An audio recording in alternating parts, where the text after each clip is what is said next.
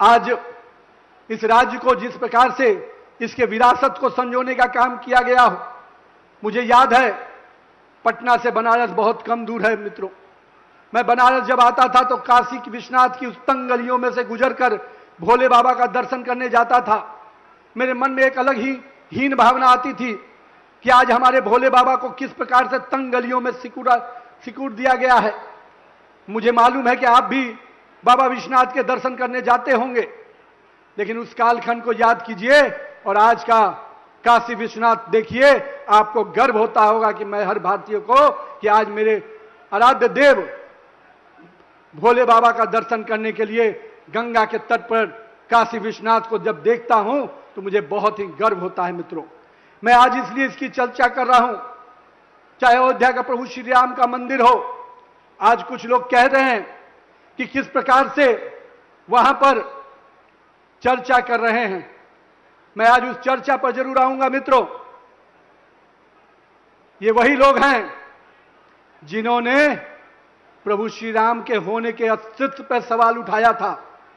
Supreme court में हल्फनामा दायर किया था कि प्रभु श्री राम एक काल्पनिक चीज हैं। उन्होंने कहा था कि श्री राम सेतु के होने पर सवाल उठाया था। ये वही लोग हैं, ये वही लोग हैं जिन्होंने कार सेवकों पे गोलियां चलाई थी और खून की नदियां बही थी इसी अयोध्या के पवित्र नगरी पर। आज वो बात करते हैं, आस्था की बात करते हैं, और ये घड़ियाली आंसू बहाने वाले लोग कभी हिंदू धर्म की आस्था के पर बात उठा ही नहीं सकते।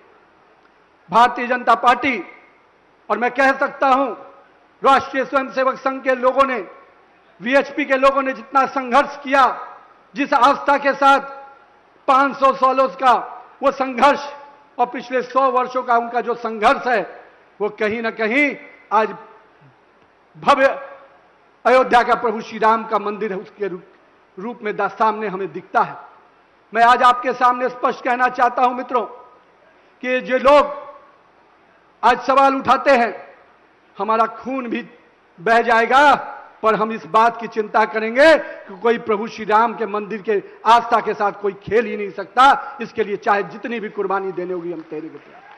हमारी सरकार ने स्पष्ट किया है, हम कार्रवाई भी करेंगे, हम जो चीजें हम उसमें सुधार भी करेंगे, पर जो ये हिंदू विरोधी ताकतें जिन्होंने हमेशा हिंदू धर्म का अपमान किया हो, हिंदू देवी देवताओं का अपमान किया हो, जिन्होंने हमारे आस्था के साथ खेला हो, आज अगर राजनीति रोटी सेकना चाहते हैं तो मैं आपको स्पष्ट रूप से कहता हूं, राहुल गांधी जी, अखिलेश यादव जी या केजरीवाल हो, आप हिंदू धर्म को इतना कमजोर मत समझिए कि आपके झांसे में आएंगे, आपके भरमाने पे आएंगे। हमने देखा है जब हिंदू देवी देवताओं का अपमान होता है तो आप मौन रहते हैं। हमने देखा है तमिलनाडु में जब हिंदू देवी पूजा की पद्धति पर सवाल उठता है तो आपके शागिर्द अपमानित करते हैं, आप चुप रहते हैं। बिहार में जब रामचरितमानस का अपमान हुआ उस समय कांग्रेस के लोग मौन बैठे हुए थे। वहां के सरकार के मंत्री ने जिस प्रकार से अपमानित शब्दों का प्रयोग किया था, और यहां के मुख्यमंत्री जो उस समय के थे, मुझे वो बात दिन याद है किस प्रकार से चीजें हुई थी। मेरे पिताजी भी कार सेवक के रूप में पटना से चले थे, 2 महीने तक जेल में रहना पड़ा था और हम लोग घर में रहते थे।